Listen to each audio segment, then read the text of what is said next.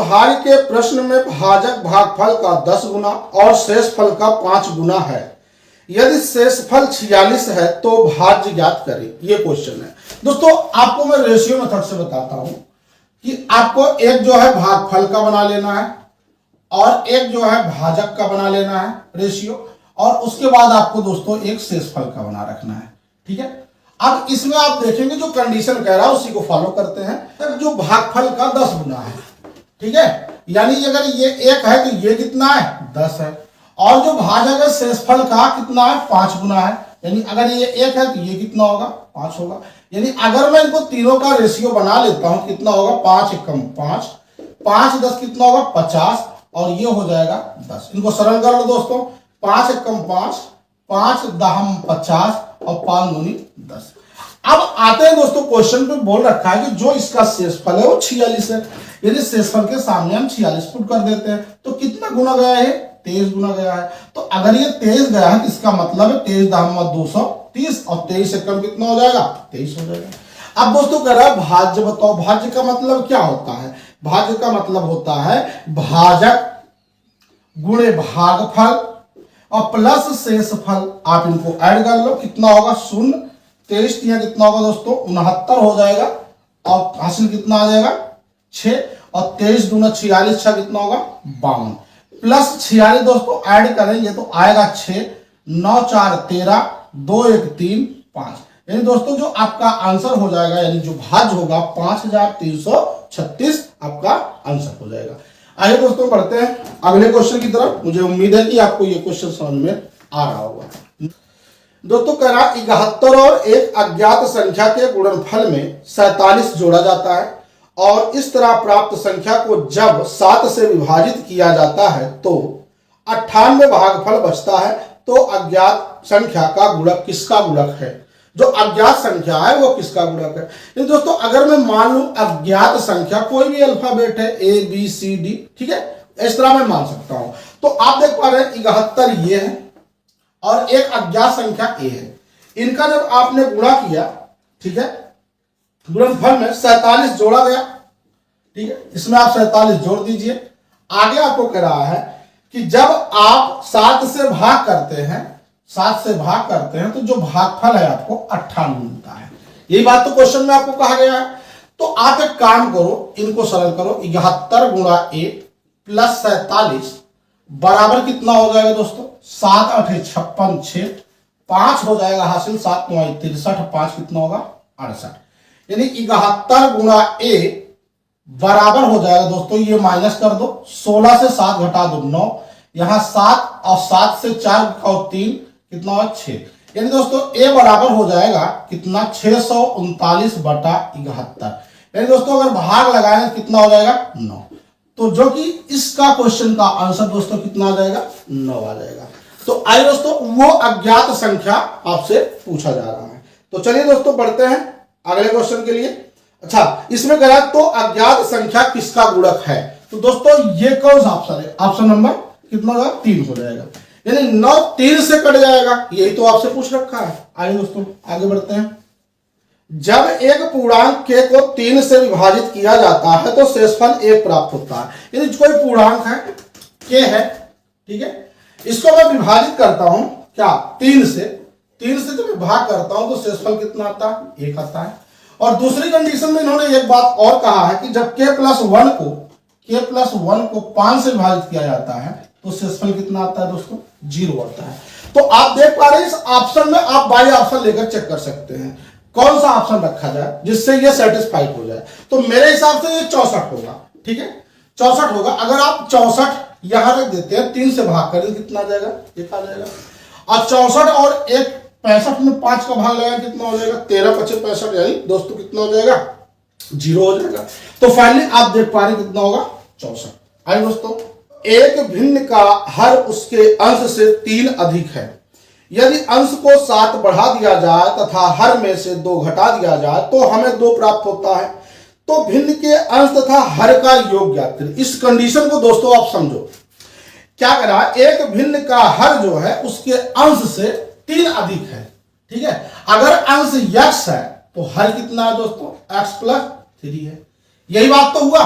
यानी हमने क्या मान लिया कि जो भिन्न है हमारा यही हो गया। ठीक है, अंश से जो हर है 3 अधिक है तो होगा। आगे कंडीशन दे रखा है, क्या क्या दिया है कि अंश को 7 बढ़ा दिया जाए और हर से 2 घटा दिया जाए तो फाइनल हमें 2 भिन्न प्राप्त होता है। यानी कि इसी भिन्न में देखो, अगर इसमें आप 7 जोड़ दें, ठीक है, और जो हर है इसमें 3 घटा दें तो फाइनली हमको 2 प्राप्त हो जा रहा है। तो आप एक काम करो, सरल कर लो इनका, x प्लस 7 अपान कितना होगा, x प्लस 1 बराबर 2, यानी x प्लस 7 बराबर 2x प्लस 2। तो दोस्तों यहां पे देख पा रहे हैं कि 2x से एक x निकालेंगे, x बचेगा, 7 से 2 निकालेंगे, कितना हो जाएगा 5, यानी x की वैल्यू तो 5 आ गया। इसका मतलब भिन्न रहा होगा 5 बटा 5, 3 कितना होगा 8, यानी भिन्न का मान तो 5 बटा 8 आ चुका है, लेकिन मुझसे ये कह रहा है कि इनका योग बताओ दोस्तों, यानी 5 प्लस 8 कितना हो जाएगा दोस्तों, 13 हो जाएगा। यानी अंश और हर का जोड़ आपको बताना था। आइए दोस्तों बढ़ते हैं अगले क्वेश्चन की तरफ कि यानी कि किसी पूर्णांक मान के लिए 3 की power 2n plus 9n plus 5 को 3 से विभाजित करने पर शेषफल क्या प्राप्त होगा। यानी जो आपके पास ये क्वेश्चन गिवन है इस प्रकार से है, 3 की पावर 2n प्लस 9n और उसके बाद दे रखा है प्लस 5। ठीक है, अब n क्या है, n एक पूर्णांक है जो n की वैल्यू हम कुछ भी रख सकते हैं, 1 2 3 4 डॉट डॉट सो आना रख सकते हैं। ठीक है, अब आपको क्या रखना है, n का मान हमें 1 पुट करता हूं, अगर मैं 1 पुट करूंगा तो कितना हो जाएगा, 3 की पावर 2 प्लस 9 मल्टीप्लाई 1 प्लस 5, 3 का स्क्वायर कितना होगा दोस्तों, 9 प्लस 9 प्लस 5, 9 9 18 5 23। अब आपसे ये क्वेश्चन में कह रहा है कि 3 से विभाजित करने पर शेषफल कितना बचेगा। आप इनको 3 से भाग दे दो दोस्तों, तो कितनी बार जाएगा, 3 सत्ते 21, 2 बचेगा। तो दोस्तों जो आपका रिमाइंडर बचेगा कितना आ जाएगा, 2। आपसे यही तो पूछ रखा था कि इसका शेषफल क्या होगा, तो शेषफल कितना हो जाएगा, 2 हो जाएगा। आइए दोस्तों बढ़ते हैं अगले क्वेश्चन की तरफ। 80 और 90 के बीच सभी अभाज्य संख्याओं का गुणनफल क्या होगा। दोस्तों 80 और 90 के बीच में देखो, 80 और 90 के बीच में जो अभाज्य संख्या होगी वो कौन सी होगी, एक तो 83 होगी और दूसरी कितनी होगी, 89 होगी। ठीक है, यानी अभाज्य संख्या का मतलब क्या होता है, वह संख्या है जिनके केवल 2 फैक्टर होते हैं, या तो वो संख्या होगी या तो 1 होगा। ठीक है, ऐसी संख्याओं को हम अभाज्य संख्या कहते हैं। यानी दोस्तों 83 या तो 1 से कटेगा या तो 83 से कटेगा, 89 या तो 89 से कटेगा या तो 1 से कटेगा। ठीक है, इस कंडीशन में कह रहा है इनका गुणनफल कितना होगा। दोस्तों इनको गुणा कर लेते हैं, कितना हो जाएगा 7387, जो कि इसका आंसर बिल्कुल राइट होगा। आइए दोस्तों बढ़ते हैं आगे की तरफ। एक व्यक्ति एक नौकर को इस शर्त पर नौकरी देता है कि वह व्यक्ति उसे 1 साल के बाद यानी 12 माह के बाद 90 रुपए तथा पगड़ी देगा। ठीक है, और दूसरी कंडीशन पर नौकर केवल 9 महीने काम करता है तथा वह 65 रुपए तथा पगड़ी प्राप्त करता है, तो पगड़ी का मूल्य बताइए दोस्तों। यानी दोस्तों देखा जाए इसमें 90 रुपया और प्लस पगड़ी की कीमत कितना, 100 रुपया। नौकर ने काम कितना किया, 12 माह। दूसरी कंडीशन में नौकर ने 65 रुपया ही लेकर पगड़ी और 65 रुपया लेकर 9 माह ही केवल काम किया। तो आप देखो पगड़ी की कीमत क्या होगी, 3 चौका 12 और 3 तिया 9, 3 से गुणा किया 270 प्लस 3 x हो जाएगा बराबर 4 पंचे 20, 260 प्लस 4 x हो जाएगा। इन दोस्तों 4 x से 3 x निकाल देंगे, कितना बचेगा 1 x, और 270 260 का अंतर कितना आया 10 रुपया। यानी दोस्तों जो पगड़ी की कीमत है वो कितनी हो जाएगी, 10 रुपया हो जाएगी। ठीक है, आइए दोस्तों बढ़ते हैं अगले क्वेश्चन की तरफ।